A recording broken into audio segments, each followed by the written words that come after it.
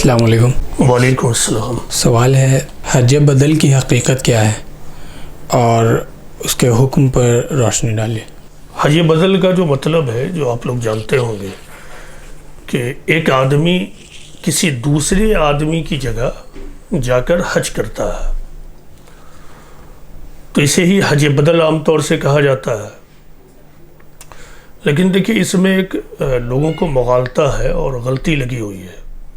وہ کیا ہے کہ اسلامی شریعت میں جو لوگوں کے اوپر فرائض ہیں، جو اوبلیگیٹری ڈیوٹیز ہیں، وہ ہر شخص کے اوپر انڈیویجولی واجب اور فرض ہے۔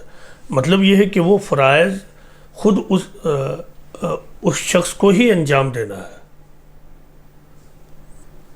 بات پکڑ رہے ہیں کہ اسلامی شریعت میں جو فرائض ہیں، تو وہ فرائض دراصل ہر شخص کے اوپر انڈیویجول لیول پر واجب ہے۔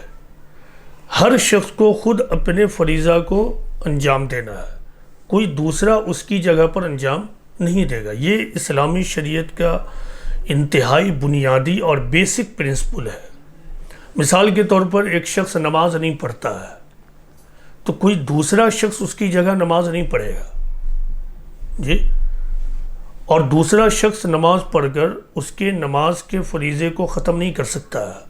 یہی معاملہ تمام عبادتوں کا ہے۔ لہذا اسلام کا اس معاملے میں بنیادی پرنسپل یہ ہے کہ لا یکلف اللہ نفسا الا وسعها، کہ ہم تم پر، اس کا سادہ مطلب یہ ہے کہ اللہ تعالیٰ کسی کے اوپر جو ذمہ داری ڈالتا ہے، وہ ذمہ داری اتنی ہی ہوتی ہے جتنی اس شخص کی صلاحیت ہے۔ تو صحت مند کے اوپر جو ذمہ داری ہے وہ ایک اور ہوگی، بیمار کے اوپر جو ذمہ داری ہے وہ ایک اور ہوگی، ویل ٹو ڈو آدمی کے اوپر جو ریسپانسبلٹی ہوگی اس کی نوعیت اور ہوگی، اور معذور آدمی کے اوپر جو ریسپانسبلٹی ہوگی ایک اور ہوگی۔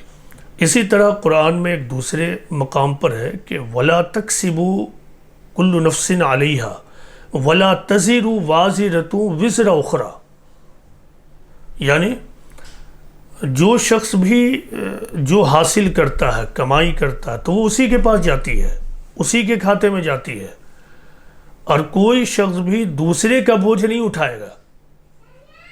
تو اس سے کیا معلوم ہوا کہ اسلام کا بنیادی اصول فرائض کے بارے میں کیا ہے۔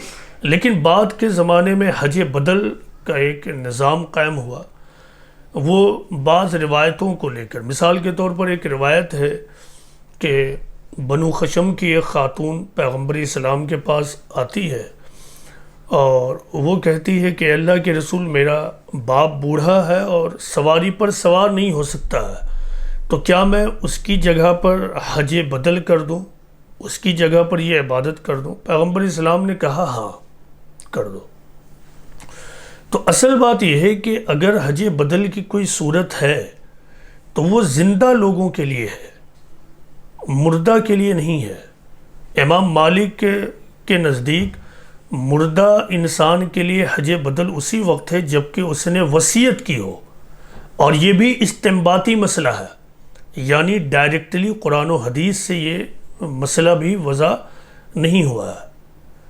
تو اصل بات کیا ہے کہ ہر عبادت ایک آدمی کو خود ہی انجام دینی ہے۔ اسلام میں اگر حج بدل کی کوئی صورت موجود ہے تو وہ زندہ لوگوں کے لیے ہے، یعنی ایک ایسا شخص ہے جو بوڑھا ہو گیا، بوڑھا مرد، بوڑھی عورت، تو وہ وہاں جا کر اس طرح سے عبادت نہیں کر سکتے ہیں جس طرح سے حج کی عبادت کرنے کا تقاضا ہے، چونکہ حج کی عبادت میں جسمانی مشقت بھی بہت ہے، یعنی اللہ کا ذکر اور دوسری عبادتیں اپنی جگہ، لیکن جسمانی مشقتیں بھی بہت ہیں۔ تو ایک بوڑھا آدمی جائے گا تو ان مشقتوں کو ٹھیک ڈھنگ سے اٹھا نہیں پائے گا۔ دوسری بات یہ ہے کہ حج و عمرہ کی اسپرٹ کیا ہے؟ حج و عمرہ دراصل حضرت ابراہیم علیہ السلام کی تاریخ کا سمبولک ریپیٹیشن ہے۔ تو حج اور عمرہ اس لیے ہے کہ مسلمان وہاں جائیں، ابراہیمی تاریخ کو یاد کریں اور دوبارہ اپنے آپ کو ابراہیمی تاریخ کا حصہ بنانے کا عہد کریں، اور حج اور عمرہ سے لوٹنے کے بعد اپنی زندگی میں اس پروسیس کو پورے تقاضے کے ساتھ جاری کر دے. یعنی حج و عمرہ سے پہلے اگر کچھ ڈھیلا پن تھا، کچھ کمی تھی، تو اب وہاں سے لوٹنے کے بعد پورے تقاضے کے ساتھ اس کو جاری کر دے.